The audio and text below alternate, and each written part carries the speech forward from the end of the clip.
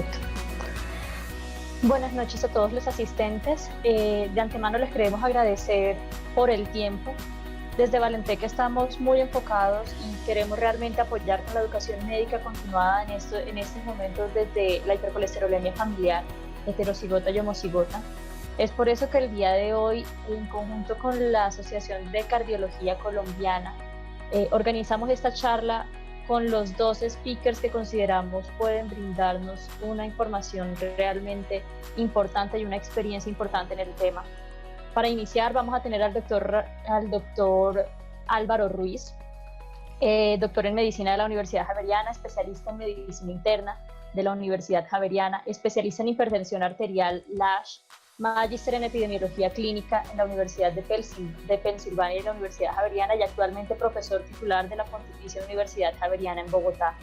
El doctor Álvaro Ruiz nos hará una revisión bibliográfica y de la literatura de todo lo que es la hipercolesterolemia familiar y su manejo.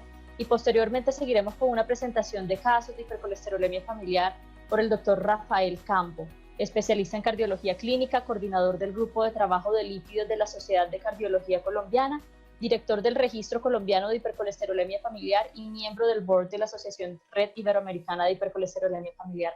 Los dejo con el doctor Álvaro Ruiz para que iniciemos la presentación y muchas gracias. Bueno, muy buenas noches a todos y muchas gracias por estar acá y muchas gracias por la invitación y por la compañía. Me honra mucho, doctor Campo, que estemos juntos de nuevo. Y sin más, yo creo que voy a empezar. Vamos a hacer una revisión de hipercolesterolemia familiar y la he titulado ¿Cuándo preocuparse? Todos sabemos la hipercolesterolemia familiar es un problema genético que está asociado con riesgo cardiovascular. Es frecuente que tanto, pues es el trastorno genético autosómico más frecuente y tiene dos características principales, la hipercolesterolemia familiar. Primero, niveles muy elevados de colesterol LDL desde temprana edad. Y lo segundo, enfermedad coronaria prematura. ¿Qué tanto podría ser que uno tenga un paciente que tenga un infarto antes de los 10 años? Pero esto es importante, niveles muy elevados de colesterol y enfermedad coronaria prematura, pero esto es una condición tratable. Y esa es la razón por la que es tan importante tratar de identificarla a tiempo y de manera correcta. Cuando hablamos de hipercolesterolemia familiar, tenemos dos grandes grupos de posibilidades genéticas. Uno, la hipercolesterolemia heterocigótica, en donde hay solamente una copia defectuosa, y la homocigótica, en la que las dos copias son defectuosas. Cuando hablamos de homocigótica, estamos hablando de una frecuencia en general aproximada de 1 en 300.000 y la heterocigótica aproximada de 1 en 300. Esto es variable según los países, pero digamos que esto es como un consenso general. ¿Y esto qué significa en Colombia? Esto significa que si estas son las frecuencias apropiadas para Colombia, podríamos tener algo así como 160 pacientes con hipercolesterolemia homocigótica y podríamos tener algo así como 160.000 pacientes con hipercolesterolemia heterocigótica. Cuando yo decía enfermedad prematura es esto. Miren, esto es, en esta gráfica vemos edad en años contra colesterol LDL acumulado. Estamos hablando de tiempo en años de tener colesterol elevado. Y si este es el umbral para sufrir un infarto o tener enfermedad aterosclerótica coronaria, una persona que no tiene hipercolesterolemia familiar cruza ese umbral más o menos a los 55 años.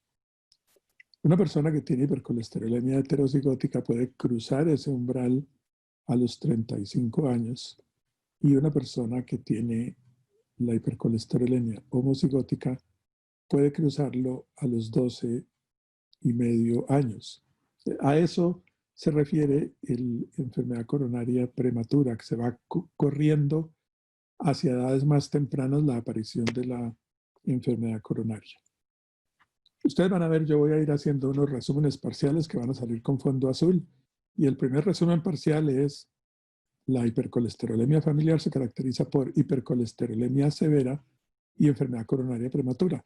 Y ustedes ven que allí aparece una cifra. Una cifra, no es una cifra mágica, es una ayuda enorme. En términos generales, si uno ve un colesterol LDL por encima de 190, debe pensar en hipercolesterolemia familiar. Esa es una cifra que nos puede ayudar muchísimo. Entonces, ¿cuándo preocuparse? Es la pregunta general y la respuesta es muy simple: siempre. Uno siempre se debe preocupar por la hipercolesterolemia familiar. Aquí está mi confluencia de intereses. Como ustedes pueden ver, muchas personas les ayudo a muchas personas y muchas personas me ayudan para investigación. Esta actividad tiene un claro patrocinio de Valentec Pharma Colombia. Y bueno, vámonos a la historia de la medicina importante, relativamente reciente. En 1985, los doctores Goldstein y Brown recibieron el Premio Nobel de Medicina. Recibieron el Premio Nobel de Medicina porque hicieron descubrimientos muy importantes. Descubrieron cómo se controlan los niveles de colesterol y para ello descubrieron no solo los receptores para colesterol LDL, sino los mecanismos que están detrás. Miremos cuáles son los mecanismos. Aquí tenemos el hepatocito y para controlar el colesterol sérico, el hepatocito expresa un receptor para LDL. Ese receptor va a ligar el colesterol y el colesterol, el LDL, se liga a través de su ligando, que es la ApoB. Entonces ustedes ven acá, esa es la función del receptor: tomar colesterol y hacer luego entrar el colesterol a la célula para que allí se desliguen y la célula pueda utilizar el colesterol. Pero aquí viene una parte muy importante. Ese receptor que ya cumplió su función va a volver a cumplir esa función. Y va a tomar más colesterol y lo va a ingresar a la célula y va a volver a salir y lo va a repetir 100, 120, hasta 150 veces. Así que la vida de ese receptor es fundamental para ese mecanismo. Una vez adentro, pues se van a separar la ApoB y el colesterol se va a utilizar para lo que necesite la célula. Ese mecanismo es fundamental y esta es una de las cosas que descubrieron Goldstein y Brown, que aquí vemos en directo los receptores tomando colesterol y haciendo la entrada del colesterol a la célula. Pues un mecanismo muy importante en el control de los niveles de colesterol, como resumen parcial, es que haya receptores para colesterol y que funcionen. Esa parte es muy importante. Algo les faltó a Goldstein y Brown, a pesar de que ganaron el premio Nobel, pues su descubrimiento fue fundamental, pero algo les faltó. Y ese algo que les faltó nos lo contó el doctor Nabil Seida en el Instituto de Investigación Clínica de Montreal.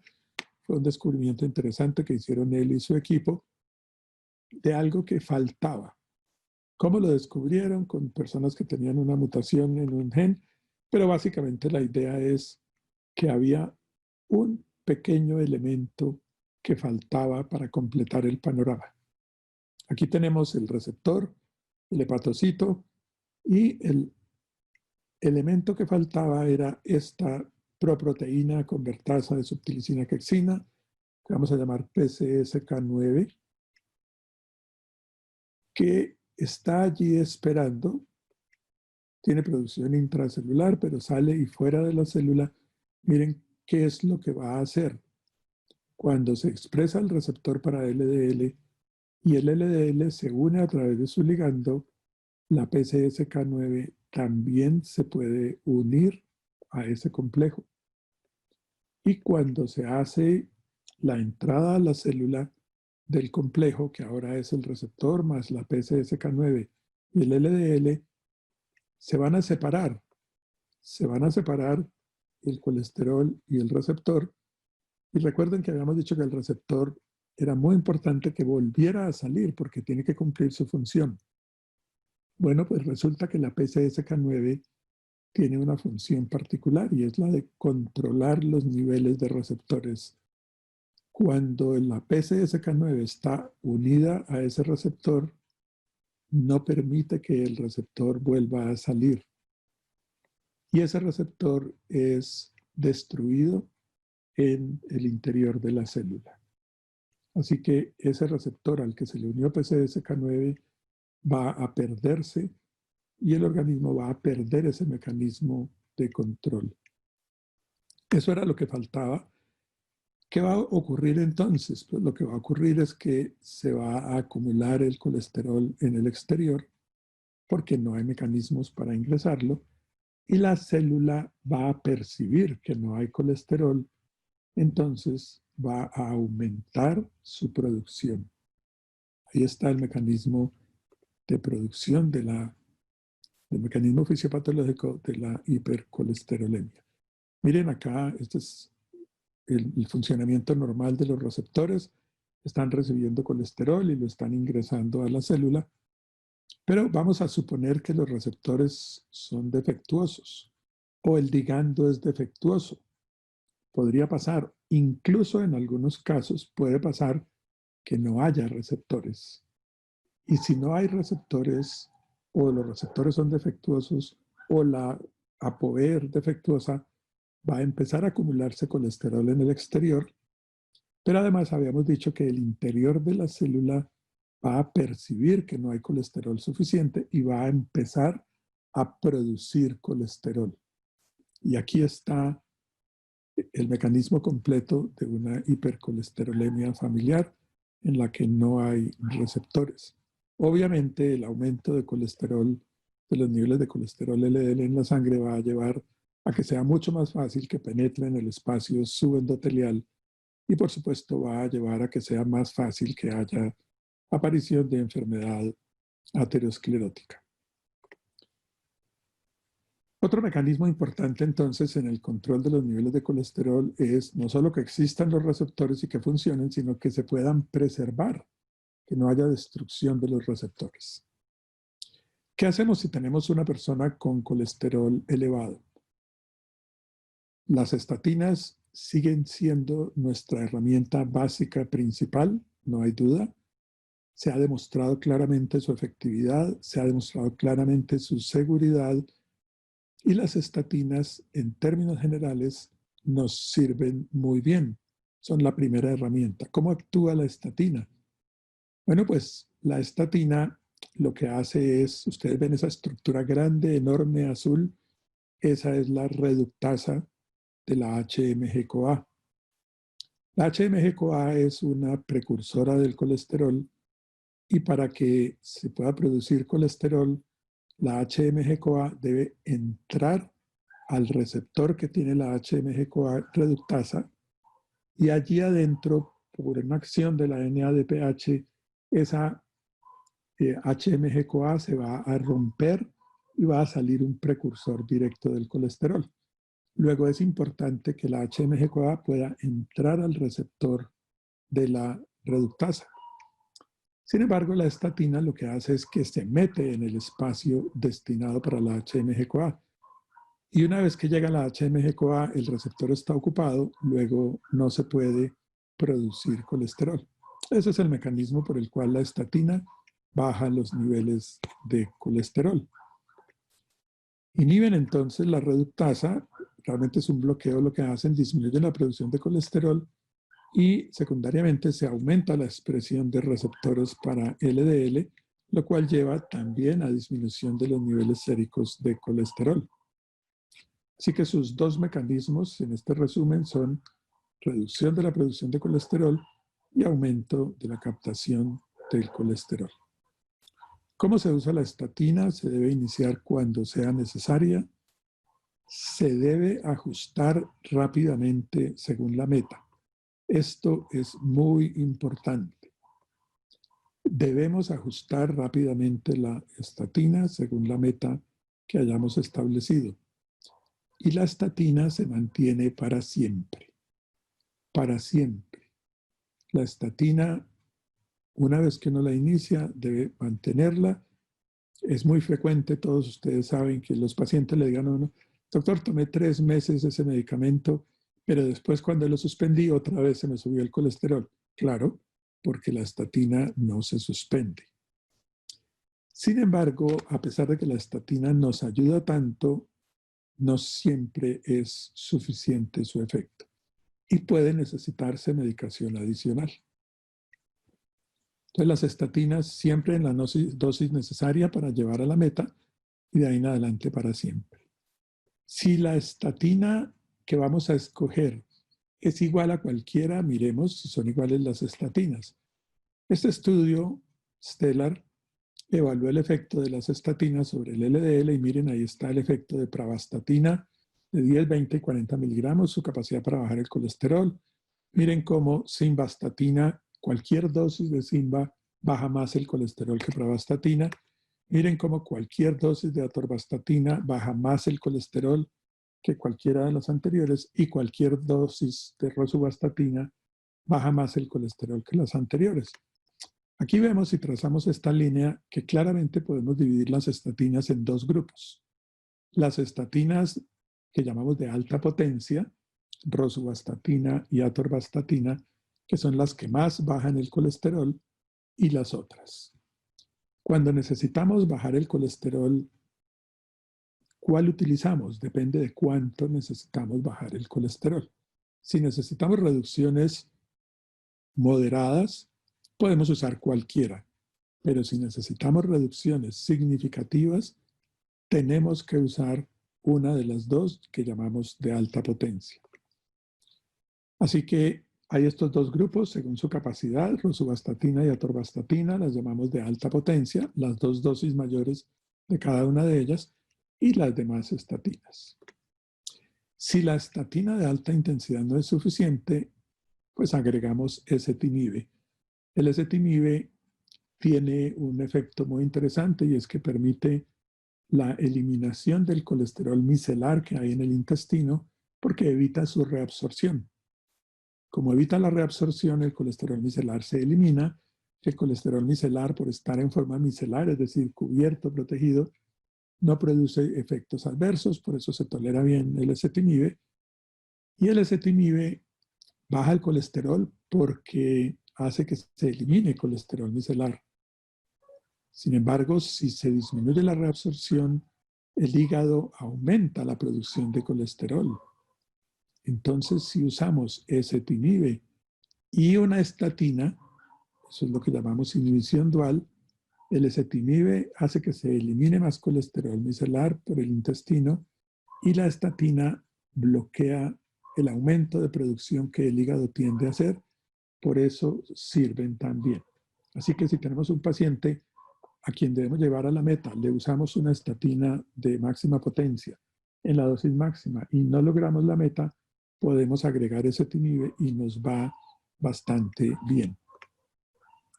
¿Hay algo más para hacer? Sí, pues aquí tenemos la proproteína convertasa, la PCSK9, mírenla en función. Ahí se unió al receptor y el receptor al colesterol. Se produce esa entrada y una vez adentro se separan colesterol y el receptor, pero el receptor, recuerden, se destruye si está unido a PCSK9. Luego, cada receptor al que se le una PCSK9 va a ser destruido. ¿Qué podemos hacer entonces? Se crearon anticuerpos monoclonales, anticuerpos específicamente dirigidos contra la PCSK9. ¿Y cuál es la lógica detrás de esto? A mayor cantidad de PCSK9 habrá menor cantidad de receptores, que la función de la PCSK9 es destruir los receptores. Y si hay menos receptores, aumenta la cantidad de colesterol LDL y obviamente aumenta el riesgo de enfermedad cardiovascular. Entonces apareció la opción de que haya un anticuerpo monoclonal que ustedes ven allí, el rojo que se une a la PCSK9 y no lo deja unirse al receptor. El anticuerpo monoclonal se une a la PCSK9 y protege el receptor. Otra vez, este mecanismo es fundamental porque lo que hace la PCSK9, perdón, el anticuerpo es unirse a la PCSK9 y proteger al receptor. Así que podemos decir que los inhibidores de PCSK9 aumentan la disponibilidad de receptores y reducen de manera significativa los niveles de colesterol. Y esto podemos decirlo otra vez. La inhibición de PCSK9 aumenta la disponibilidad porque protege los receptores.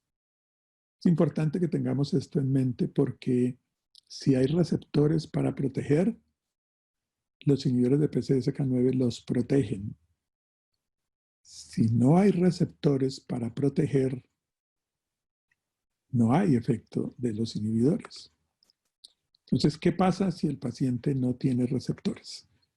Miremos, esto es clásico y ha aparecido en muchos artículos como es muy probable que la Mona Lisa tuviera hipercolesterolemia familiar.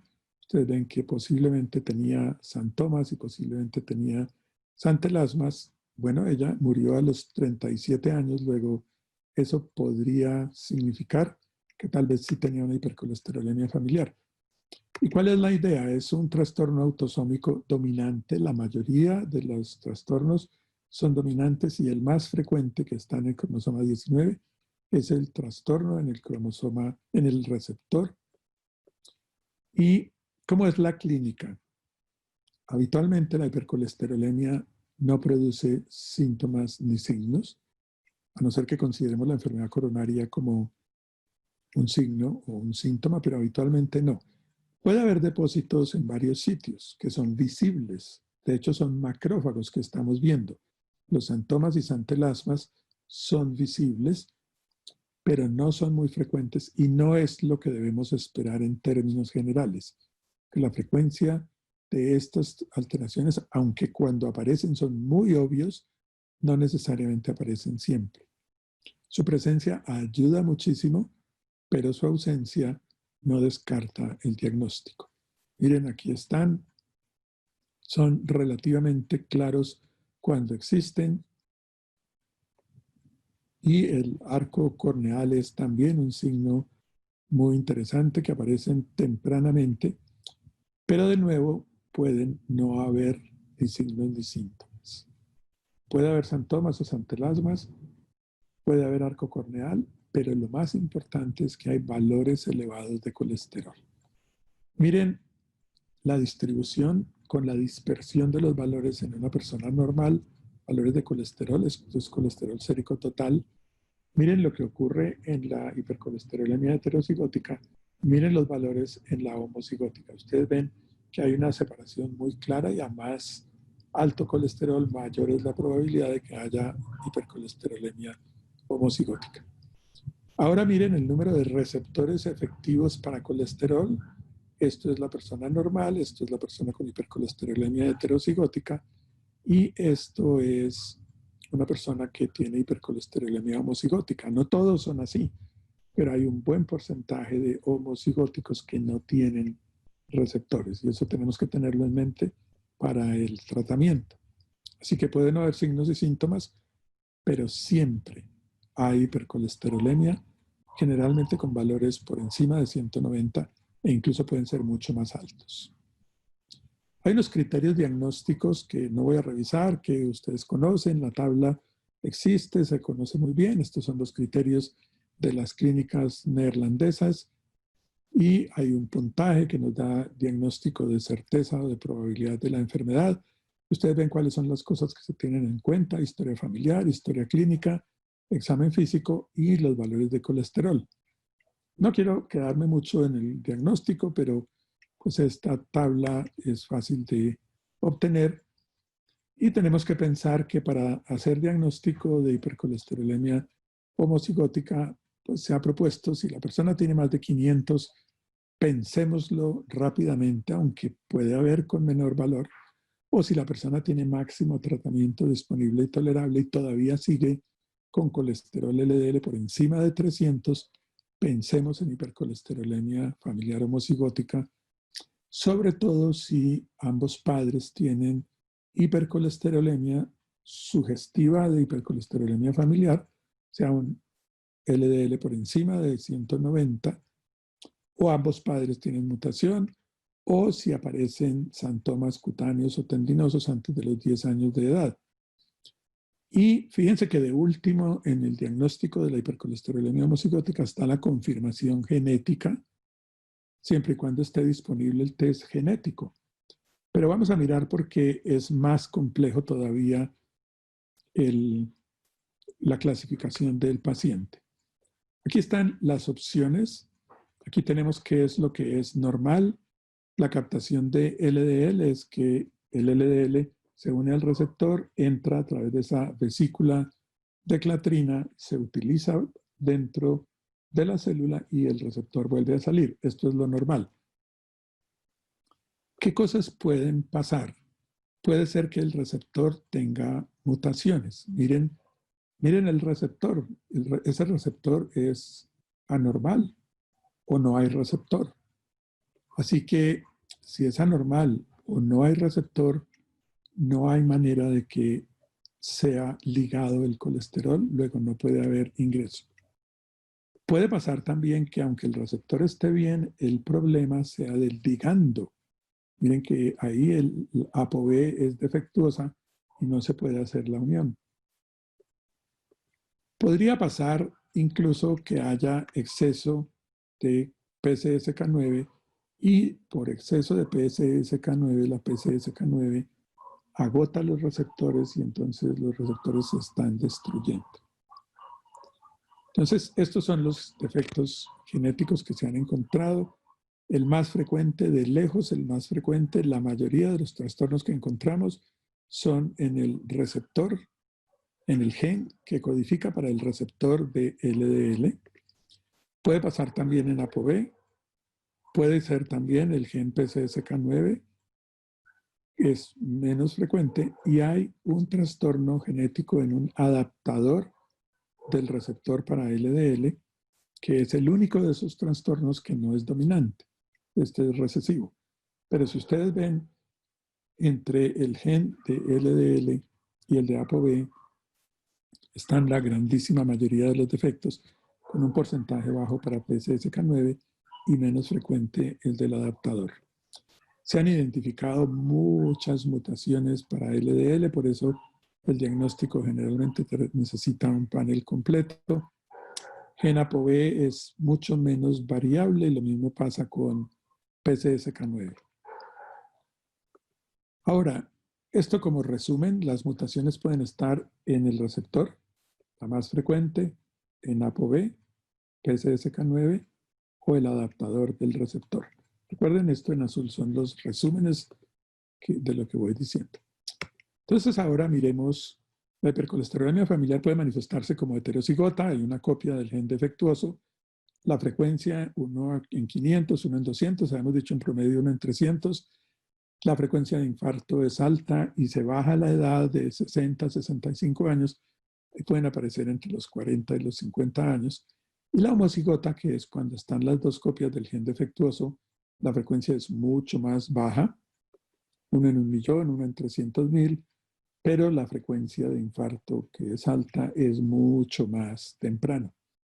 Ahora, yo les había dicho que es un poco más complejo. ¿Por qué? Porque pues tenemos la mutación clásica, que es la misma mutación en ambos alelos. Pues ahí tenemos la hipercolesterolemia. Miren cómo si tenemos una madre no afectada y un padre afectado, ellos pueden tener si el padre tiene solamente tiene alterado uno de los dos alelos, pueden tener una persona normal, una persona que va a tener el trastorno y una persona que va a tener el trastorno de manera heterocigótica. La posibilidad es 50% en los hijos. Si la madre y el padre están afectados, puede pasar que si los dos son heterocigotos, puede pasar que 25% de sus hijos sea normal. Puede pasar que haya un 50% de sus hijos con manifestación heterocigota y un 25% puede tener la manifestación homocigótica. Y están los porcentajes. Pero ahora yo les había dicho que teníamos que tener en cuenta una característica particular. Miren, aquí tenemos un padre con un defecto y si el otro padre no tiene el defecto, pues la posibilidad es que 50% de sus hijos sean heterocigotos. Si uno de los padres tiene el defecto y el otro también lo tiene, hay un 25% de que sus hijos sean homocigóticos, homocigotos verdaderos. Pero ¿qué pasa si un padre tiene una mutación y el otro padre tiene una mutación diferente en el mismo alelo? Miren, no es la misma mutación, son dos mutaciones diferentes. Esto hay un 25% de probabilidad de que se produzca un heterocigoto compuesto. Y miren que cuando una persona tiene este defecto heterocigótico compuesto, esto se va a comportar como si el paciente fuera homocigótico verdadero. Es más, podría ser que haya un defecto en una mutación en un alelo en un gen y una mutación en un alelo en otro gen. Y esto, a lo que llamamos heterocigoto doble, aquí es en dos cromosomas distintos. Fíjense que en términos prácticos, estos tres se comportan como pacientes homocigóticos desde el punto de vista fenotípico. El homocigótico porque tiene sus dos alelos comprometidos, el compuesto tiene dos alelos del mismo gen comprometidos y el heterocigoto doble pues tiene un alelo en un gen y otro en el otro, pero hay dos trastornos que se unen. Entonces tenemos que tener en cuenta que el heterocigoto compuesto se comporta como un homocigoto verdadero.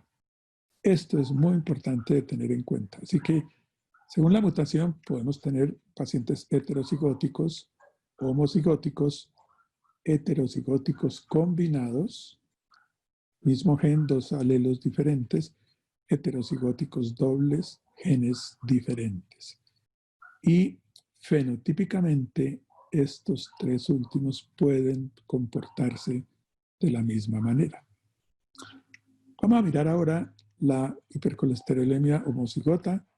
Ya vimos más de 500 sin tratamiento, ambos padres, santomas antes de los 10 años y la confirmación genética, ambos alelos con la misma mutación. Pero ya vimos que esto es para la homocigótica, pero podríamos tener pacientes con heterocigótica compuesta o heterocigótica doble. ¿Por qué vale la pena unirlos? Porque fenotípicamente se van a comportar de manera similar. ¿Por qué vale la pena separarlos? Porque puede pasar que algunos de ellos respondan a inhibidores de PCSK9 y otros no. Y esa diferencia es importante de hacer. Lo principal que queremos con un paciente homocigoto es reducción de eventos vasculares y queremos bajar el colesterol, ojalá a menos de 100. Si el paciente tiene enfermedad coronaria, queremos bajarlo a menos de 70. ¿Es necesario hacer estudio genético para iniciar el tratamiento? La respuesta es muy fácil. No. No es necesario el estudio genético para iniciar el tratamiento. Uno pensaría, pero ¿cómo voy a iniciar tratamiento si no tengo diagnóstico? Si yo tengo, y miren que acá dice homocigota, si yo tengo un paciente con más de 500 de colesterol, ese paciente está en alto riesgo, ese paciente lleva muchos años con colesterol LDL elevado. Acuérdense de la gráfica de colesterol LDL acumulado.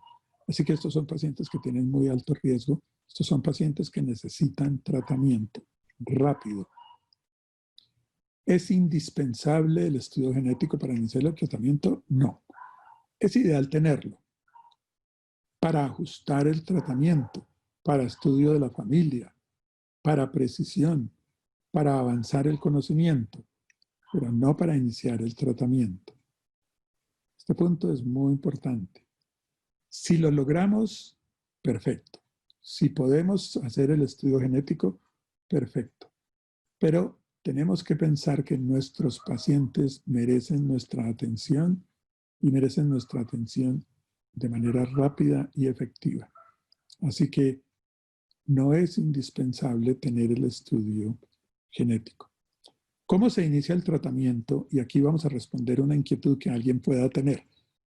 Pues empezamos con estatina y la llevamos a la dosis máxima tolerada. ¿Con cuál estatina? Pues estatinas de máxima potencia. Ya sabemos, rosuvastatina, dosis de 20 o 40, atorvastatina, 40-80. Las dos dosis máximas de cada una de ellas. Estatina en dosis máxima tolerada. Si el paciente no la tolera porque es un verdadero intolerante, no darle estatina ya es la dosis máxima tolerada si alguien no la toleró. Entonces, siempre el paciente debe estar en dosis máxima tolerada. Si no la tolera, bueno, esa es no, la máxima dosis no tolerada, que es 0. Pero estatina es fundamental. Si esto no es suficiente, ezetimibe si el paciente no ha llegado a la meta. Y si no llega a la meta con estatina, dosis máxima tolerada y ezetimibe, agregamos un inhibidor de PCSK9.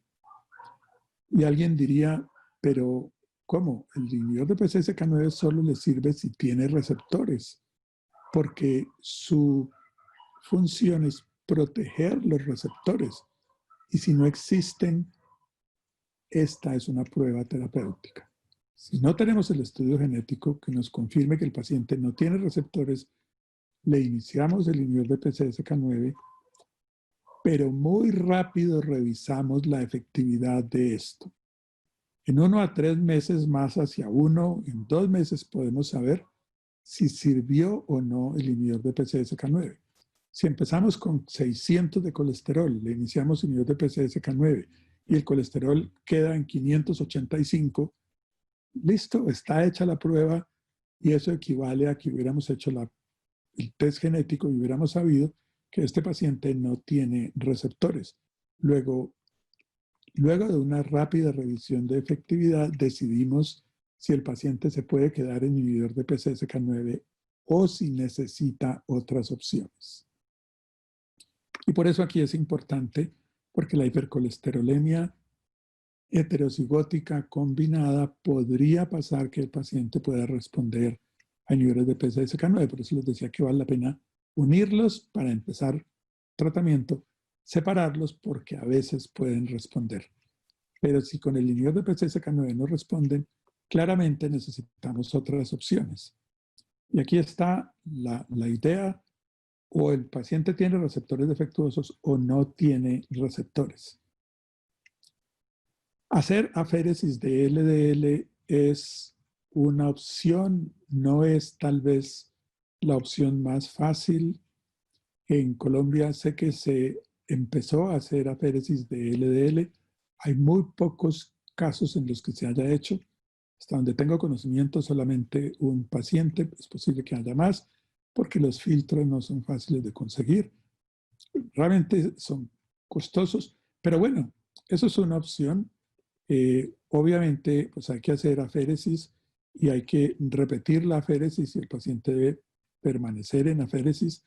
Luego, esta es una opción que existe, que tenemos que tener en mente, que no es tan fácil entre nosotros. Se ha propuesto la opción de trasplante hepático, que realmente es trasplantarle receptores al paciente. Obviamente sabemos cuáles son los problemas para trasplante, empezando por la carencia de donantes, siguiendo con la necesidad de medicación permanente y en general. Yo quiero que ustedes piensen que para hipercolesterolemia familiar el trasplante hepático no es una muy buena opción. Es cambiarlo por otra enfermedad y todas las dificultades que tienen entre nosotros los trasplantes. Así que en hipercolesterolemia sin receptores van a ser insuficientes las estatinas, el ezetimibe y los inhibidores de PCSK9. Aquí puede ser homocigótica sin receptores. Algunos casos de heterocigótica combinado doble pueden quedar aquí, otros pueden servir. Pero si tenemos un paciente al que no le sirvieron ni estatinas, ezetimibe ni PCSK9, hay algo que se puede hacer. Y aunque yo mencioné primero la aféresis y el trasplante, hay una opción. Voy a la Universidad de Pensilvania, que es la universidad donde hice mi entrenamiento, una de mis universidades. Perdón. Se empezó a trabajar desde muy temprano en un medicamento, lomitapide. Miremos cuál es el racional de esto. El hígado toma ApoB, colesterol y triglicéridos y ensambla VLDL y hace excreción de VLDL, y estas VLDL pasan por varias etapas, IDL, luego LDL, diferentes isoformas y finalmente pues lipo-A minúscula, que son todas aterogénicas.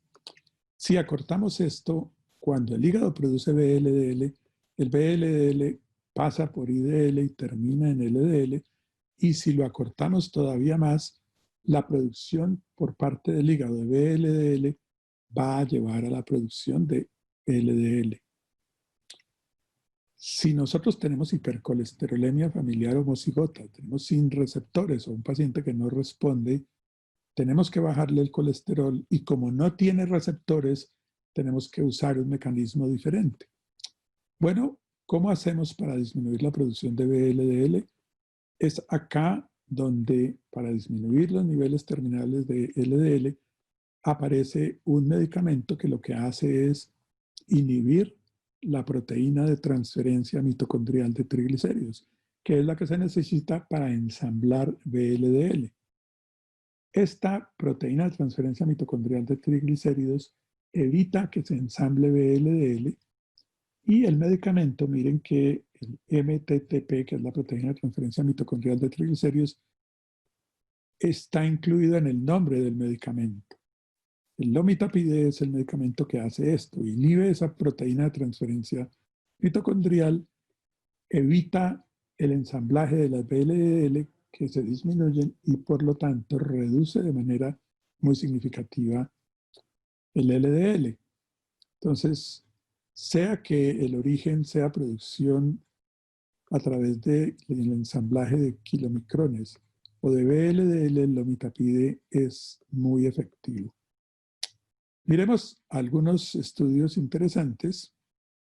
Cambio en fracciones lipídicas con lomitapide, este estudio de Averna, y vemos la reducción de colesterol total, no HDL y LDL, de manera muy significativa. Y vemos que en términos generales HDL y triglicéridos tienen reducciones menores, pero la reducción de LDL, ustedes ven, es muy significativa. Aquí otro estudio de la doctora Kuchel, que es la que empezó estos estudios en la Universidad de Pensilvania. Aquí vemos el cambio, porcentaje de cambio en lípidos en varias semanas. Y ustedes ven aquí el cambio en LDL, en ApoB y en colesterol total. Ustedes ven que son reducciones, esto en pacientes con hipercolesterolemia familiar homocigota, en reducciones muy significativas de 40 y 50%. Miren cómo en la primera semana hay una reducción de 40%, en el estudio de extensión hasta 50%, y al seguimiento a la semana 78 se había mantenido esa reducción. Otro estudio de la doctora Kuchel que muestra cambio porcentual en LDL. Miren cómo los efectos se mantienen a lo largo del tiempo con reducciones que son cercanas al 50%, superiores al 50% en las primeras semanas. Y miren cómo en este estudio, de ellas, 68% de los pacientes lograron un colesterol menor de 100 LDL y 47% lograron un LDL menor de 70. Y creo que es el último estudio que quería mostrarles. Este es un estudio con modelamiento con lomitapide, pacientes con hipercolesterolemia familiar homocigota. Ya dijimos, tienen riesgo muy alto, son pocos, pero el riesgo muy alto. Se hizo un modelamiento tomando como desenlace MACE o eventos mayores basados en 149 pacientes de Sudáfrica con hipercolesterolemia homocigota, y se encontró que por cada 38 miligramos decilitro de reducción de colesterol había 23% de reducción de mortalidad y 15% de reducción en eventos mayores. Con una supervivencia mediana de 48 años, si se inicia el omitapide, se logra reducir el colesterol y miren, aumentar la expectativa de vida en promedio en estos pacientes en modelamiento 11 años, y se logra retrasar el tiempo hasta el primer evento MACE en promedio 5 o 7 años. Como un resumen parcial, la inhibición entonces con lomitapide es útil en hipercolesterolemia familiar, aún si no hay receptores. De hecho, es la elección cuando no hay receptores, y en pacientes con hipercolesterolemia muy severa, aún si hay receptores, estos heterocigóticos combinados o dobles. Para que terminemos entonces, la hipercolesterolemia familiar es frecuente y grave. Las estatinas siguen siendo pilar fundamental. Puede agregarse ezetimibe a ellas. Si no es suficiente, los inhibidores de PCSK9 son muy efectivos, disminuyen colesterol y desenlaces duros, pero en hipercolesterolemia homocigótica pueden no haber receptores o no funcionar bien. Y en heterocigótica puede haber niveles de colesterol que no se pueden controlar con estatinas y ezetimibe, de tal manera que lomitapide, que inhibe esa proteína mitocondrial de transferencia de triglicéridos, está indicada en pacientes sin receptores o en aquellos con niveles muy elevados de colesterol que pueden parecerse a aquellos que tienen heterocigótica combinada, y la terapia es efectiva y la seguridad es muy apropiada. A propósito, no hablé más de seguridad en Colombia, dejo esto simplemente porque con esto quiero darle paso al doctor Campo, que nos va a hablar ya de una parte mucho más práctica. Muchas gracias.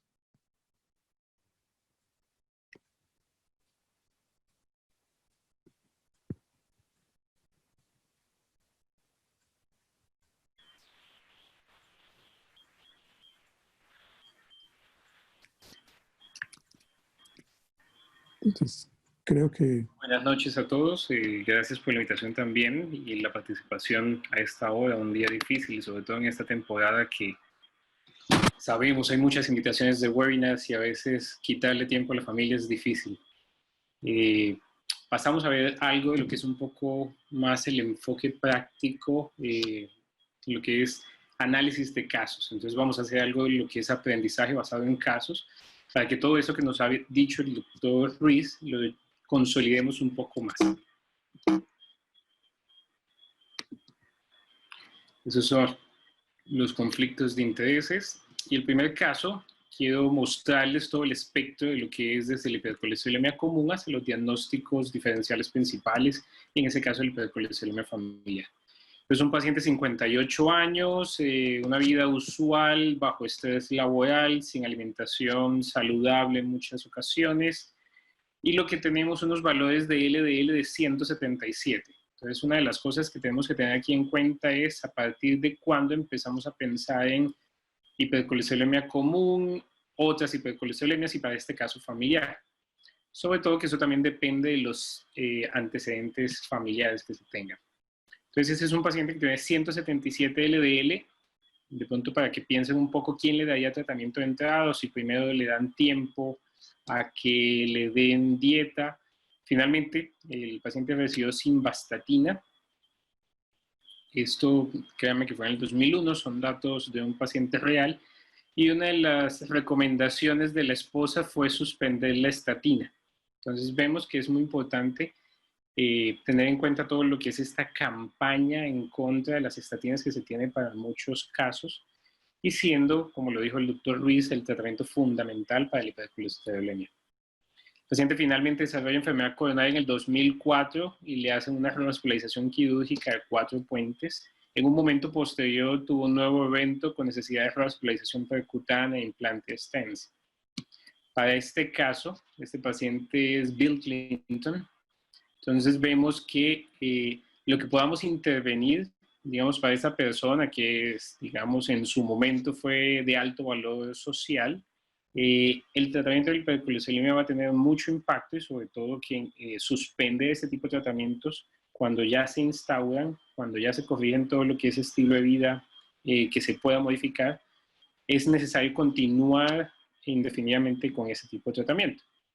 Y eso porque tiene muchas cosas pronósticas, por decirlo así, en las competencias que se tenían, en el análisis que tenemos de Donald Trump con un calcio score conocido real de él de 97, se había estimado que tiene 7 veces más posibilidad de tener un evento coronario para este escenario.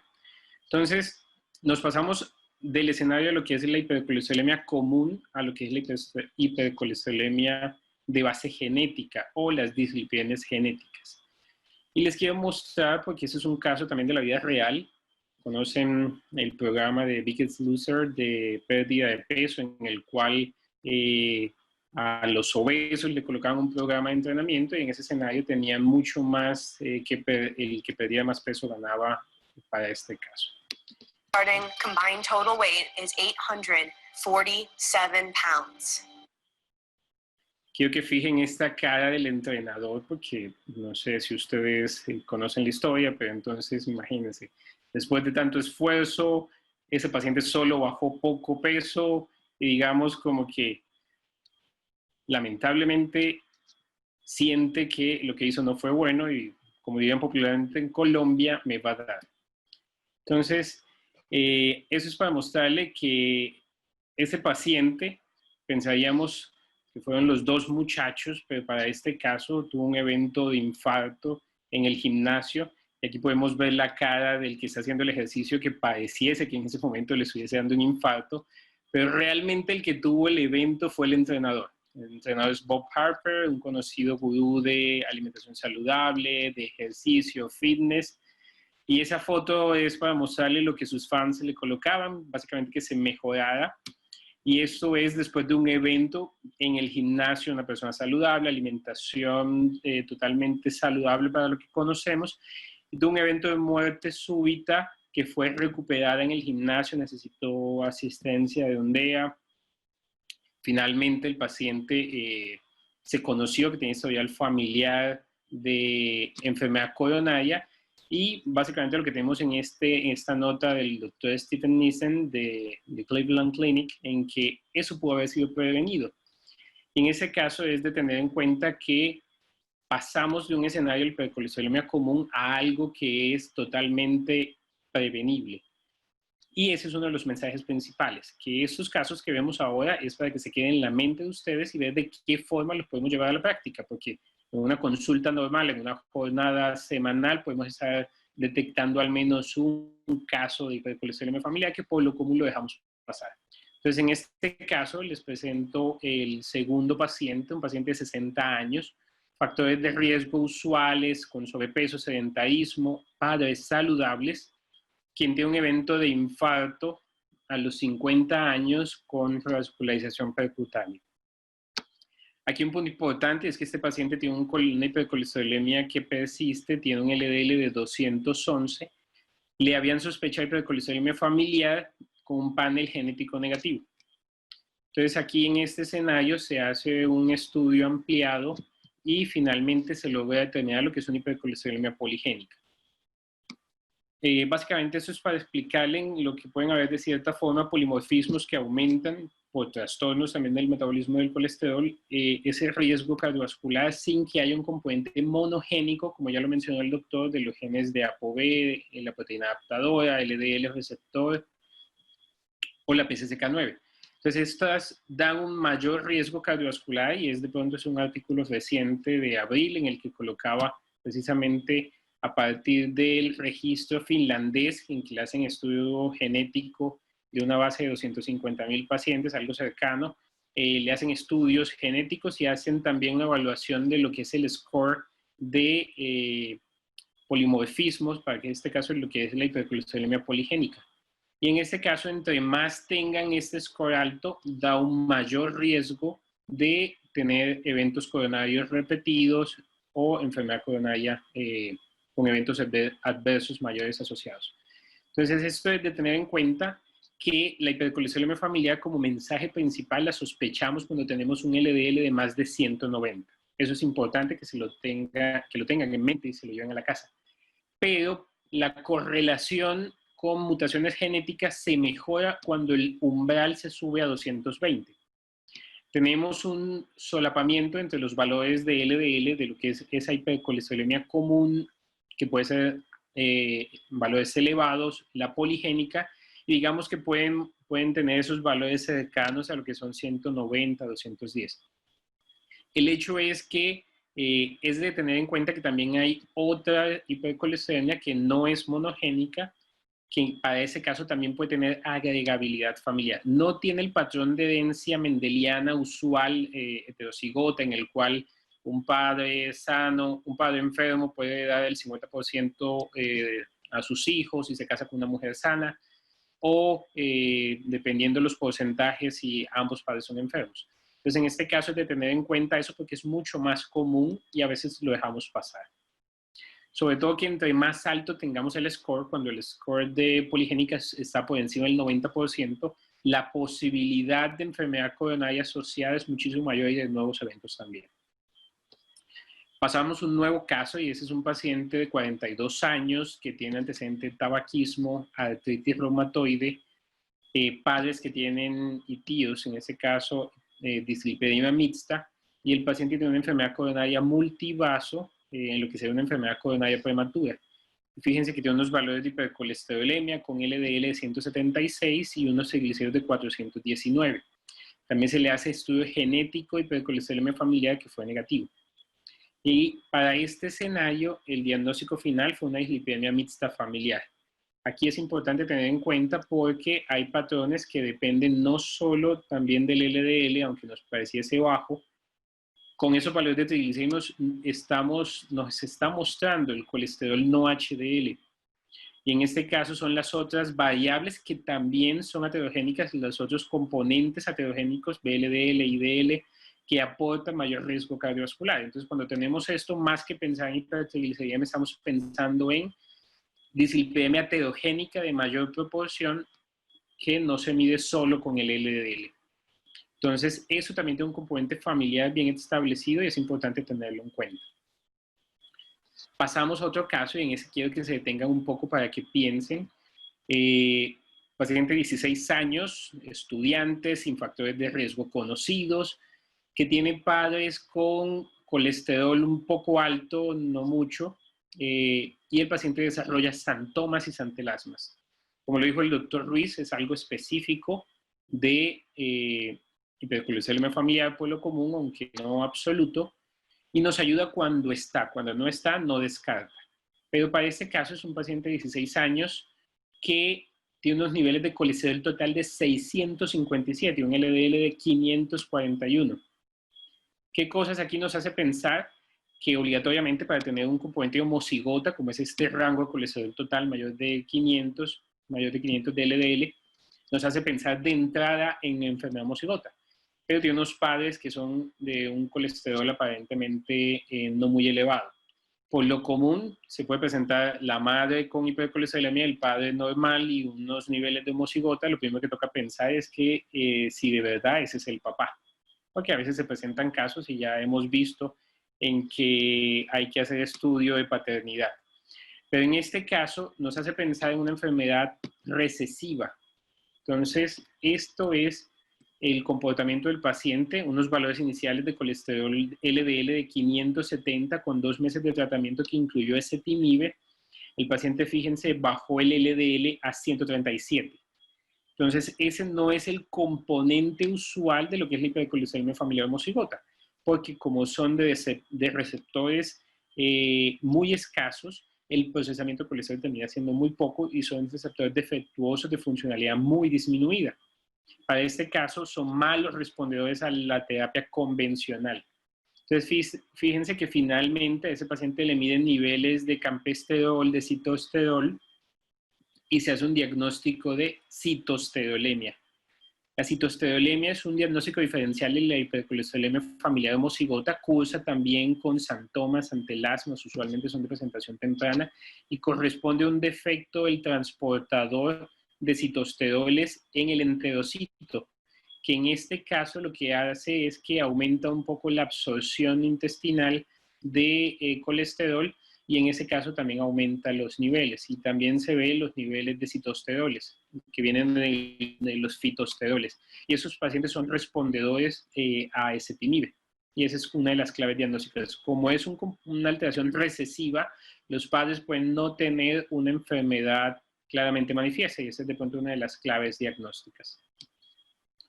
Pasamos a otro caso, y ese es un paciente de 56 años, una ama de casa con hipertensión arterial, madre con infarto, tiene evento coronario temprano a los 58 años que necesita revascularización percutánea. El paciente necesita adicionalmente tratamiento múltiple y le encuentran esos valores de lipoproteína A. Entonces, ese es un diagnóstico diferencial que debemos tener en cuenta, que es el paciente que tiene una hipercolesterolemia inicial con colesterol total de, en este caso, 256, LDL de 189, responde al tratamiento, aunque de forma parcial muchas veces, y el paciente tiene nuevos eventos y necesita nueva revascularización. Acá en este caso, el paciente, a pesar de terapia óptima con estatinas, tiene nuevo evento coronario y necesita revascularización en la descendente anterior con implante 2 stents.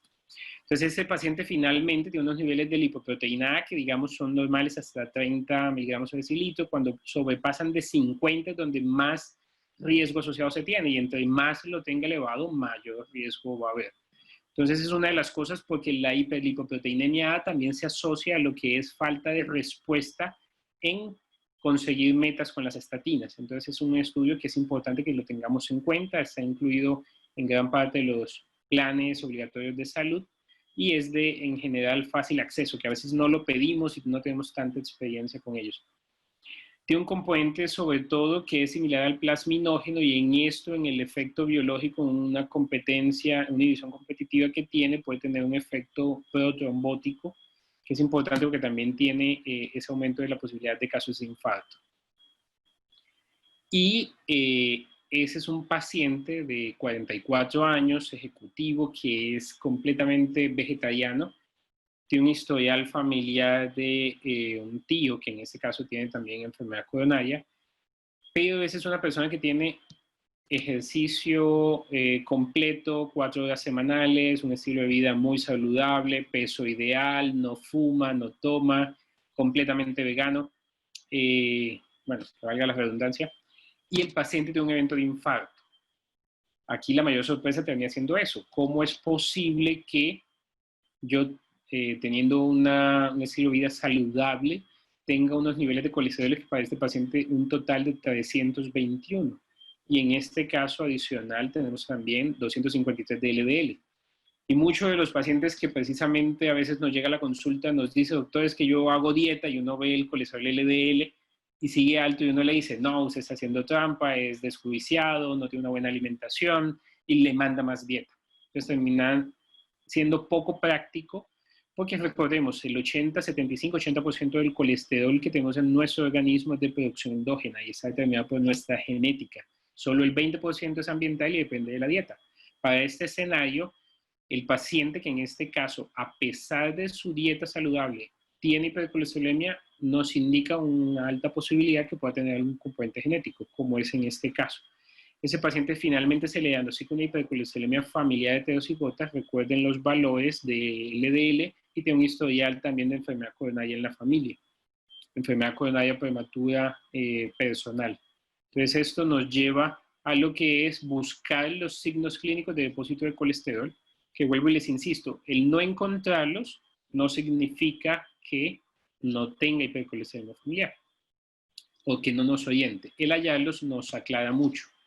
Recientemente me llegó una paciente hipercolesterolemia sola, paciente con valores de 350 de colesterol, asintomática, sin signos de depósito de colesterol, que la mamá la conoce, la mamá no tiene hipercolesterolemia, pero desconoce la línea paterna, y a pesar de tratamiento contra su astatina ezetimibe 40-10, seguía con niveles elevados de LDL. Entonces, esta paciente, a veces uno se pone como que la estudio más, no tiene síntomas, no tiene hallazgos al examen físico de depósito de colesterol. Finalmente, esta paciente necesita un tratamiento de inhibidor de PCSK9 bajo la sospecha de hipercolesterolemia familiar, aunque el puntaje de la red de lípidos no era tan alto porque tenía información que no era disponible, y se le hizo test genético confirmando una mutación del receptor de LDL.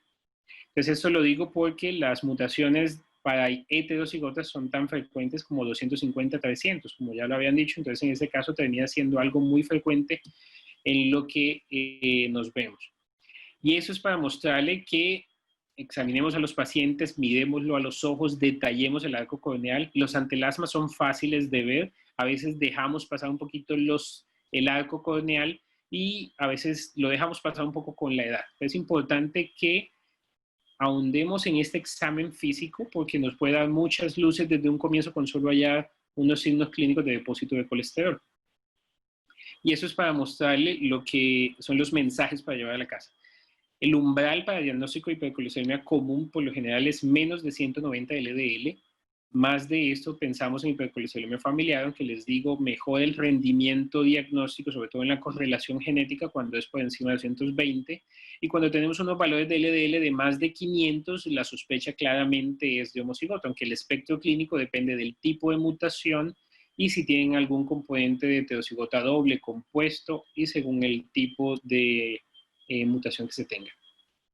Enfermedad coronaria prematura, bajo la escala de red de lípidos de Holanda, tenemos que hombres menos de 55, mujeres menos de 60. Pensaremos que es algo como muy lejano, que usualmente pensamos menos de 45 años, que es un umbral en donde la hipercolesterolemia familiar, todos los eventos coronarios de menos de 45 años, el 10% son debidos a hipercolesterolemia familiar.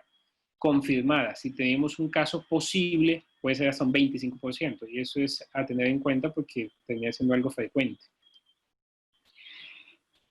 Este es entonces, pasamos de lo que es la hipercolesterolemia familiar heterocigota a este caso que sí quiero que se detengan un poco porque esa es una paciente que demoró hipercolesterolemia desde la adolescencia, desde los 16, 17 años con colesterol alto, desarrollo de santomas y la paciente, muchos médicos le dejaban pasar un tratamiento adecuado, uso fluctuante de estatinas en esquemas cortos de baja dosis. Eso es una paciente que tiene 42 años ahora, pero entonces a los 38 años desarrolló disnea dolor torácico y necesitó un cambio valvular aórtico. Entonces, una cosa para tener en cuenta y es que bajo la misma fisiopatología que tenemos la estenosis aórtica degenerativa de los ancianos, en el cual también hay un componente de infiltración leucocítica y que finalmente terminan produciendo en ese proceso inflamatorio calcio, también se tienen esos casos de procesos de depósitos de colesterol que suceden, y una de las claves diagnósticas es que pacientes que tengan estenosis aórtica a temprana edad es importante estudiarles hipercolesterolemia familiar o homocigota. Esa paciente tempranamente a los 38 años necesitó un cambio valvular aórtico junto con vascularización miocárdica de 3 vasos y después de esto es que se empieza a estudiar y se le hace el diagnóstico de hipercolesterolemia familiar. Ambas líneas con hipercolesterolemia, sobre todo en la materna, el padre llamaba la atención que no tiene una hipercolesterolemia tan severa, pero sí es importante porque en este caso vivían en una zona de alta endogamia y aumentaba la posibilidad en este caso de lo que pueda ser la hipercolesterolemia homocigota. Esa paciente tenía 712 tratamiento de colesterol a pesar de tratamiento, 672 de niveles de LDL. Y eso te tener en cuenta porque esta paciente probablemente, si lo hubiésemos tratado tempranamente, podemos atrasar o evitar la aparición de esos eventos coronarios. Es una paciente que ahorita tiene enfermedad panvascular, tiene enfermedad carotidia, tiene enfermedad de la subclavia, ha progresado las lesiones, necesitó nueva intervención coronaria. Entonces, muchos de esos pacientes que se vuelven difíciles de tratar, si yo pienso ya en este escenario, lo que es una opción, por ejemplo, de trasplante de corazón, trasplante de hígado, incluso uno pudiese pensar, pero esos pacientes cuando tienen un compromiso cardiovascular temprano, incluso se pudiese pensar en trasplante en bloque hígado-corazón. Eso no tenemos experiencia en Colombia, pero termina siendo también muy complicado porque los pacientes cuando tienen una enfermedad coronaria establecida, sobre todo los esteroides asociados al trasplante, también pueden acelerar un poco el proceso de aterogénesis.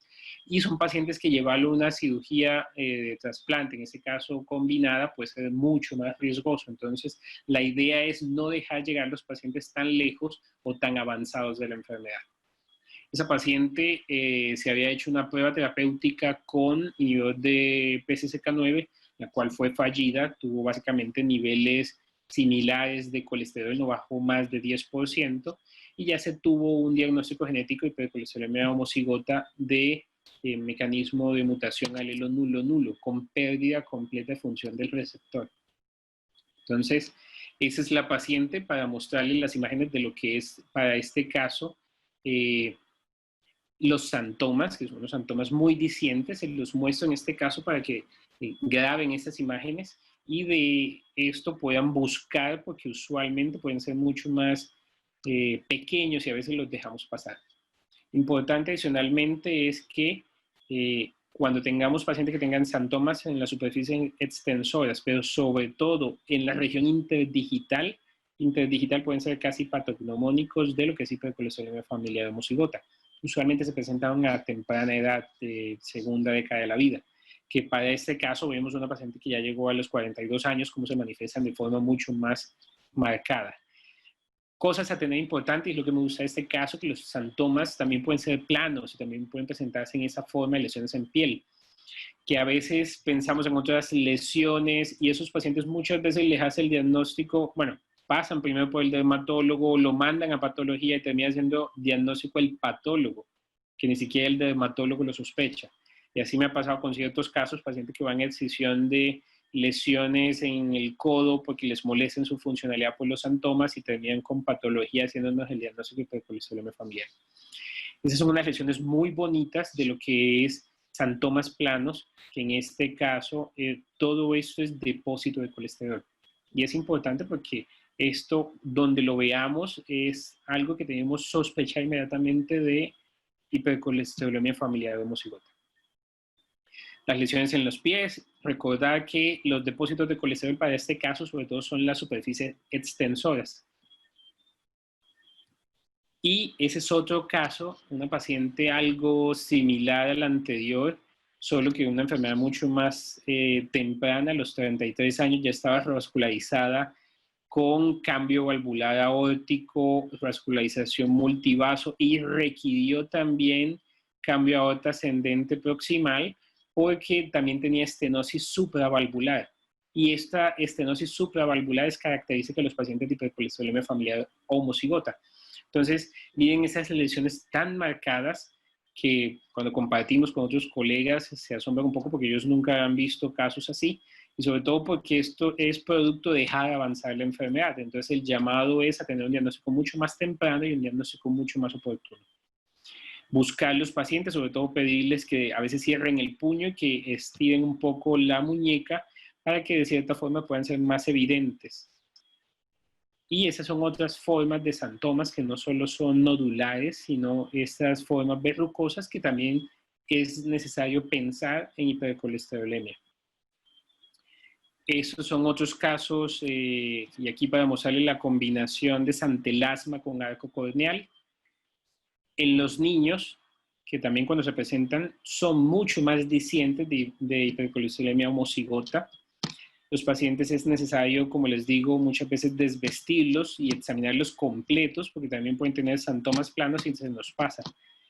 Y esto es para tener un mensaje final en lo que es que entre más temprano nosotros hagamos el diagnóstico, vamos a tener mucho más impacto en los pacientes.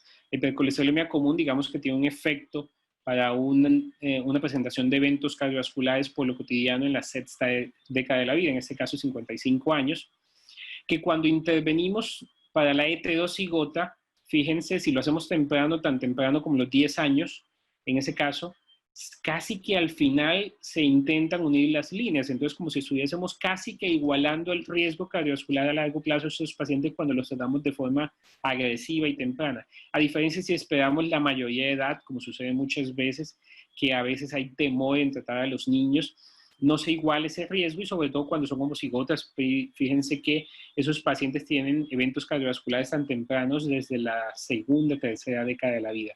Entonces, la finalidad de esto es que esas imágenes, estos casos queden plasmadas en sus mentes y todo paciente que ustedes vayan a ver ahora les sospechen esto porque es la enfermedad genética monogénica más frecuente de todas. A veces nos ponemos a pensar en otras cosas más infrecuentes, poco comunes, pero es la enfermedad monogénica más frecuente de todas.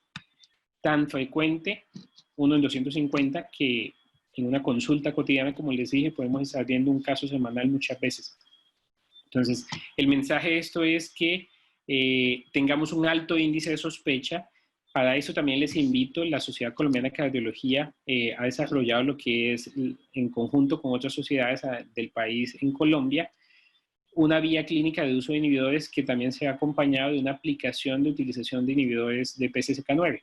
Y en este caso sirve como filtro porque muchos de estos pacientes que ya habiendo recibido terapia con inhibidores de PCSK9 persisten sin metas o no se pueden controlar, debemos sospechar otras cosas más complejas como hipercolesterolemia familiar homocigota.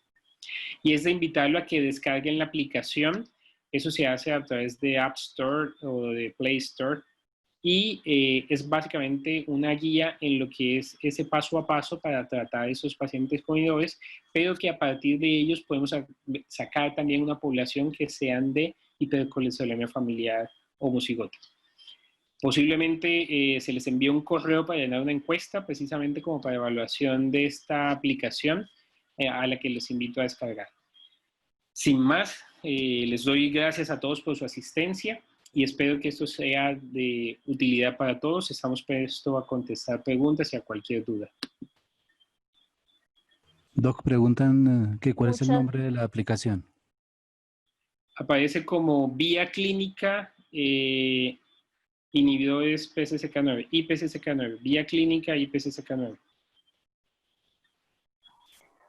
Muchas gracias, doctor Álvaro Ruiz y doctor Campo, por la excelente presentación. Vamos a abrir el espacio de 15 minutos de preguntas. Tenemos 2 preguntas que se realizaron durante la charla del doctor Álvaro Ruiz, así que le dejo la palabra al doctor para responder estas 2 preguntas.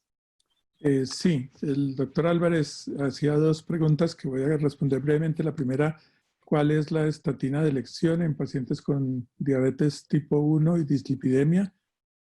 En términos generales, en la diabetes se pensaba que la diabetes era un equivalente coronario y que siempre implicaba la utilización de estatinas. Ahora sabemos que no es exactamente así y que debemos hacer evaluación del riesgo. Específicamente en diabetes tipo 1, todo depende del riesgo que tenga la persona. Sabemos que con alguna frecuencia las complicaciones de la diabetes 1 vienen de mal control de la glucemia. Luego, en estos pacientes es fundamental tener la glucemia bien controlada.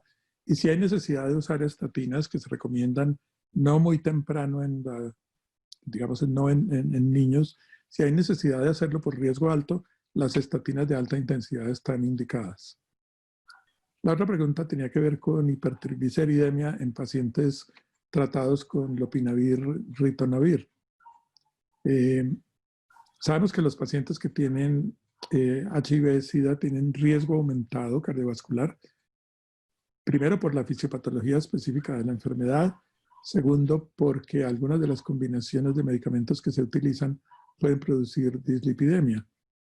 Así que en estos pacientes en general se recomienda la utilización de una estatina para controlar el riesgo, pero hay que tener precaución porque dependiendo de los medicamentos antirretrovirales que se utilicen, puede que haya algunas estatinas que no estén indicadas. Específicamente con la combinación por la que pregunta el doctor Álvarez del lopinavir, ritonavir, tenemos que pensar que ni simvastatina ni lovastatina son apropiadas. Pravastatina se puede usar libremente. El problema de pravastatina es que no es un medicamento muy potente. Y si utilizamos atorva o rosuvastatina, deben utilizarse en las dosis más bajas, no pasar de 20 miligramos de atorva, no pasar de 10 miligramos de rosuvastatina, porque puede haber problemas dado que se altera el metabolismo y disponibilidad de los medicamentos y puede aumentar la frecuencia de reacciones adversas. Pero La pregunta específicamente tenía que ver con hipertrigliceridemia. ¿Por qué mencioné las estatinas? Porque con frecuencia estos pacientes necesitan estatina, igual que los pacientes diabéticos tipo 2 necesitan estatina de base. Pero si hay hipertrigliceridemia, en la hipertrigliceridemia, a diferencia de lo que ocurre con la hipercolesterolemia, los cambios terapéuticos en estilo de vida son muy efectivos. Entonces, esos son pacientes para reforzar reducción de peso, son pacientes para reforzar cesación de tabaquismo, son pacientes para reforzar control de alimentación y programas de ejercicio. Y si hay necesidad, sobre todo en pacientes que tienen niveles muy altos de triglicéridos, por encima de 500, se pueden utilizar fibratos. Si se van a usar fibratos, pues es preferible utilizar fenofibratos sobre gemfibrosil, sobre todo si se están utilizando simultáneamente estatinas. Y los omega 3 pueden tener utilidad, y ahora sabemos porque tenemos un muy buen experimento clínico con una forma especial de omega 3. Es una forma especial, que es el etilo de icosapente. Sabemos que 4 gramos al día no solo logran reducción significativa en el riesgo cardiovascular, sino logran reducción en eventos. Así que en términos generales, hipertrigliceridemia en pacientes con HIV-Sida, lopinavir, ritonavir, hay que pensar si necesita o no estatinas, probablemente sí, y si es así, no superar 10 miligramos de Rosuva o 20 de Atorva, y si necesita para los triglicéridos, sobre todo si están por encima de 500, que el riesgo fundamental es de pancreatitis, se pueden utilizar fibratos y se puede utilizar etilo de icosapente. Si el paciente tiene alto riesgo cardiovascular, no esperamos a que tenga 500 de triglicéridos, le damos tratamiento aunque tenga más de 200. Pero si es un paciente con alto riesgo que no se puede controlar con estatina. Muchísimas gracias, doctor. Tenemos otra pregunta de la doctora Diana de la Cruz. Ella pregunta sobre la experiencia de lomitapide en edad pediátrica. No sé cuál de los dos nos quiere ayudar con esta pregunta.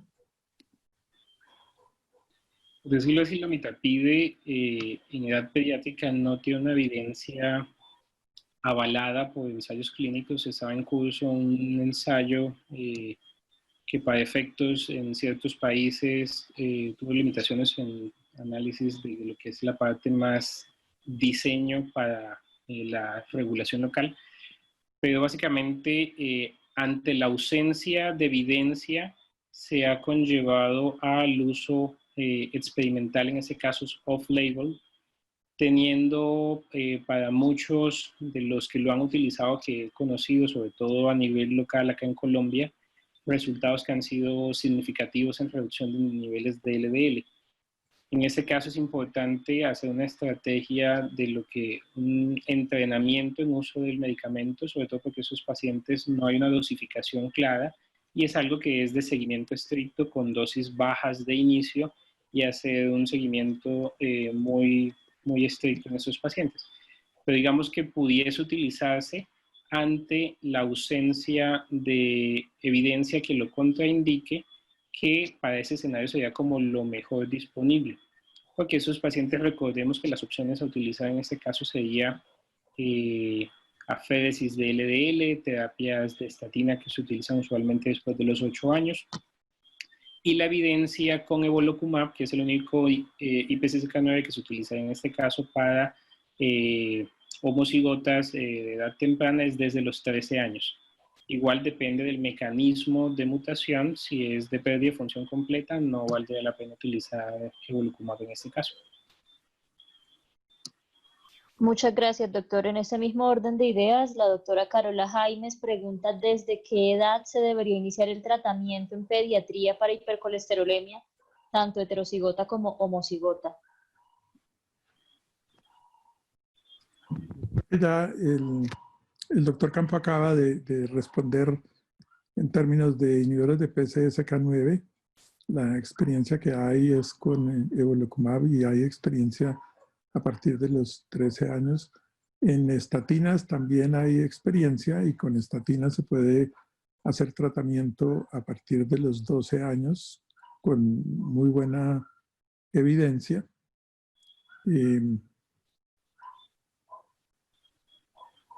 bueno, pues el problema con la mitapida es que no hay evidencia disponible. Ha habido casos en donde han sido tratados niños, de hecho en Colombia hay casos de niños tratados y con buen resultado, sin efectos adversos y con resultados satisfactorios, pero de nuevo esto es una indicación fuera de lo aprobado. Tenemos que saber que no hay una aprobación para esto porque no hay evidencia suficiente. Como recomendación general, por decirlo así, de forma más fácil, estatinas en niños recomiendan, después del desarrollo de los caracteres sexuales, de cierta forma, dependiendo del componente sea niño o niña, que a veces es como el temor de muchos pediatras, pero la invitación es a que los pediatras sean mucho más activos en el inicio temprano de sus pacientes, porque es un medicamento seguro y sabemos que estos pacientes tienen a largo plazo mucho más riesgo cardiovascular, y entre más temprano los tratemos y de mejor forma, mejores resultados vamos a obtener. Hay una preocupación en ese sentido, hay una preocupación de la gente en relación con el uso de estatinas en personas muy jóvenes, y la razón es que dicen, pues una persona joven está en plena etapa de crecimiento y desarrollo, y en esa es una etapa en la que las hormonas son muy importantes. Sabemos claramente que las glándulas son capaces de producir el colesterol que necesitan. Luego, utilizar estatinas, bajar el colesterol mucho, sea con estatinas o con inhibidores de PCSK9, no interfiere con la función de producción de hormonas, porque las glándulas son capaces de producir su propio colesterol, igual que el cerebro. Así que no hay que tener temor. Esa recomendación general de esperar hasta la aparición de desarrollo de caracteres sexuales secundarios es más como para una tranquilidad de los endocrinólogos y pediatras, pero tenemos que saber que no hay un efecto negativo en crecimiento y desarrollo. No hay muy buenas evidencias en niños muy pequeños con estatinas. Recuerden, y esto es una curiosidad, hay un estudio que se hizo en niños con rosuvastatina, y ustedes saben, rosuvastatina tiene un programa de estudios y a cada uno de los estudios le ha puesto el nombre de algo que tenga que ver con el espacio, con astronomía. De hecho, el conjunto de estudios de rosuvastatina se llama Galaxy, y cada uno de los estudios tiene nombre de alguna cosa, de asteroide, o meteor, o Júpiter, o Saturno, para que ustedes recuerden siempre que sí hay un estudio hecho en niños con estatinas. El nombre del estudio hecho con estatinas es muy interesante. Yo creo que es uno de los mejores nombres. El estudio es el estudio Pluto, que es el nombre de Plutón en inglés. Pero obviamente Pluto, por el perro de Disney, es una manera de que ustedes siempre recuerden que sí hay demostración de seguridad y efectividad en niños del uso de estatinas.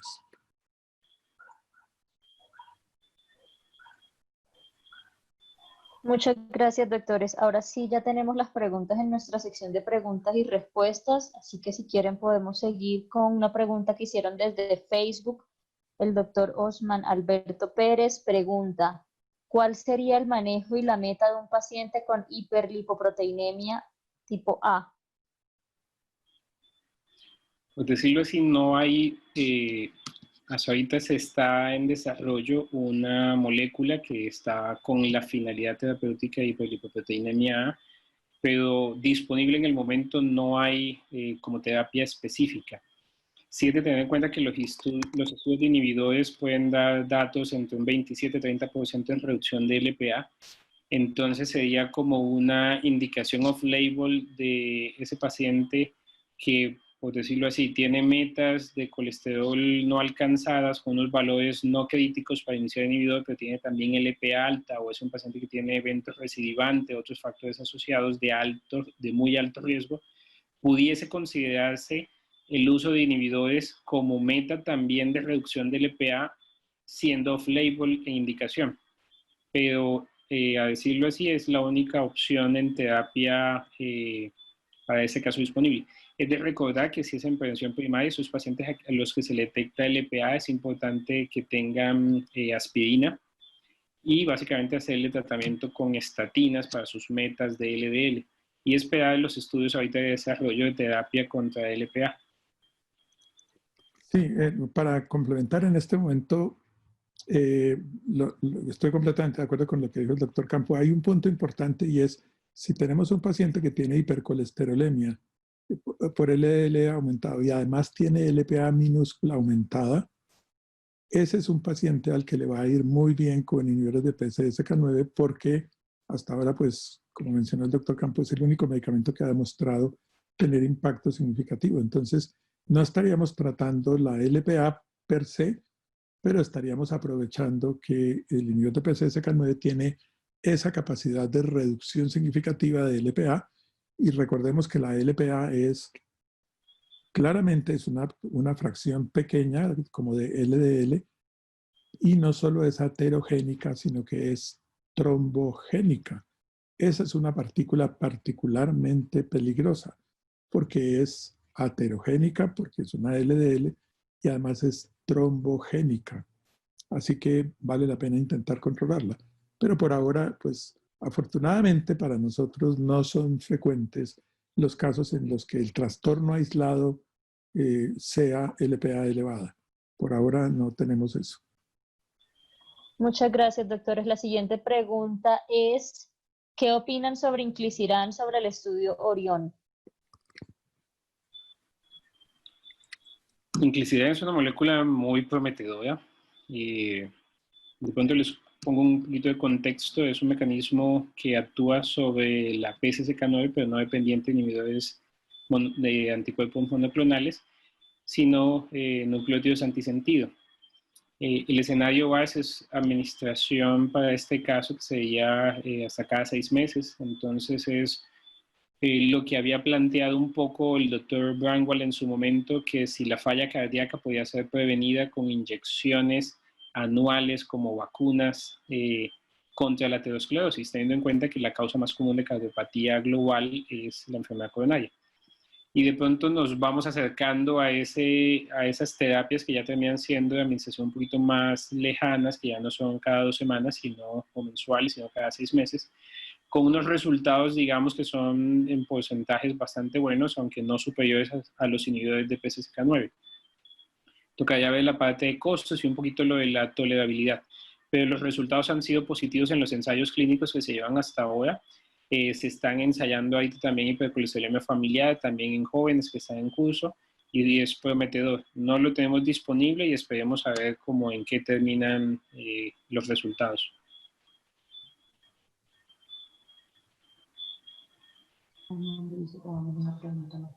Muchas gracias.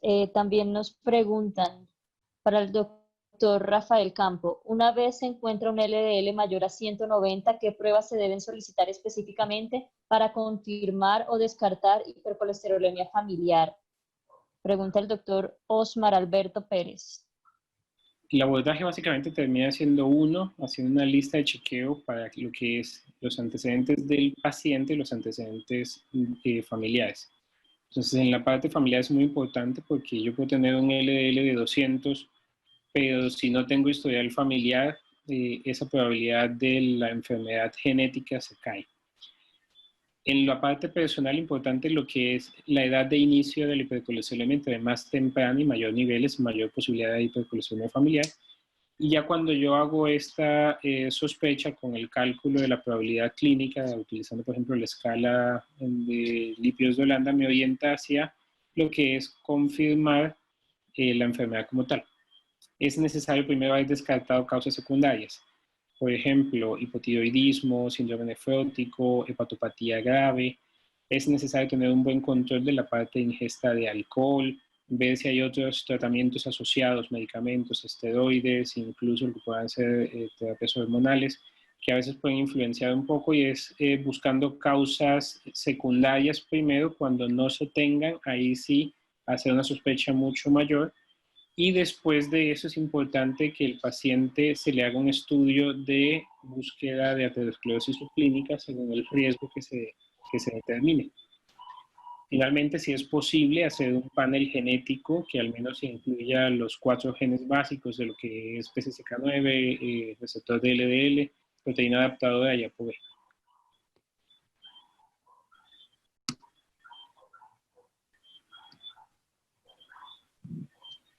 Ese sería como el abordaje inicial para hacer. Aquí hay una pregunta, doctora Natalia, que voy a leer porque se parece en tema a lo que estaba comentando el doctor Campo. Preguntan para un paciente sin hipertensión arterial ni sobrepeso y con hipercolesterolemia, suponemos LDL, de 250 a 280 que se ha sostenido a pesar del manejo con estatinas y dieta, que se recomienda como abordaje. Entonces es muy importante pensar que los niveles elevados de colesterol por encima de 190 nos deben hacer pensar en hipercolesterolemia familiar. Y una persona que tiene dosis, supongo, máximas toleradas de una estatina de alta potencia y aún con eso tiene 250, 280 de colesterol LDL, si podemos estudiar a este paciente, podemos hacerlo, pero este paciente necesita tratamiento y podemos iniciar con tranquilidad en este paciente un inhibidor de PCSK9, asumiendo que este paciente tiene hipercolesterolemia familiar, probablemente heterocigota, aunque está en un límite cercano a que podamos pensar que puede ser homocigoto. Pero yo diría que en este paciente hay que hacer tratamiento utilizando un inhibidor de PCSK9, esperar muy poco tiempo para saber si el inhibidor de PCSK9 sirve o no sirve. Si sirve y se produce una reducción significativa, sabemos que este paciente tiene una hipercolesterolemia familiar heterocigota y que está respondiendo. Y de nuevo, si podemos hacer el estudio genético, es muy interesante porque el estudio genético nos va a orientar sobre qué hacer con la familia, cómo hacer la búsqueda del resto de la familia y nos puede ayudar, digamos, a justificar ante las EPS. Pero en términos generales, no lo duden cuando un paciente tiene hipercolesterolemia en esos niveles y no está controlado, hay que darle tratamiento. Hay que darle tratamiento. Y hay una pregunta más adelante de cuánto tiempo esperamos, habiéndole dado estatina, cuánto tiempo esperamos. En general, no se espera mucho tiempo.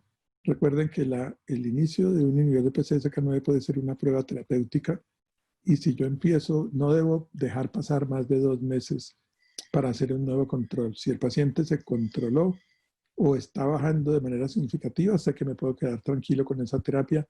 Si no está controlado, ya sé que ese paciente no tiene receptores o son defectuosos y voy a tener que pasar a otro tratamiento. Muchísimas gracias, doctores. Me confirman que el tiempo ya se ha finalizado, así que queremos agradecer la asistencia que tuvimos, a todos por su tiempo, a los expositores por la presentación. Todas las preguntas adicionales que se tengan, si quieren, nos las pueden hacer llegar a cualquiera de las personas o contactos que tengan con Valentec o con la asociación y vamos a tratar de enviárselas a los expositores a ver si es posible darles una respuesta en otro momento. Otra vez, muchísimas gracias, excelente presentación y desde Valentec queremos ofrecerles todo nuestro apoyo para resolver sus dudas y para continuar con todas las estrategias de educación médica continuada. Muy buenas Muchísimas noches a gracias. todos y muchas gracias por la compañía, Rafael, Natalia y a todos los participantes. Muchas Igualmente. gracias, profesores. Muchas gracias a todos por su asistencia. Feliz noche.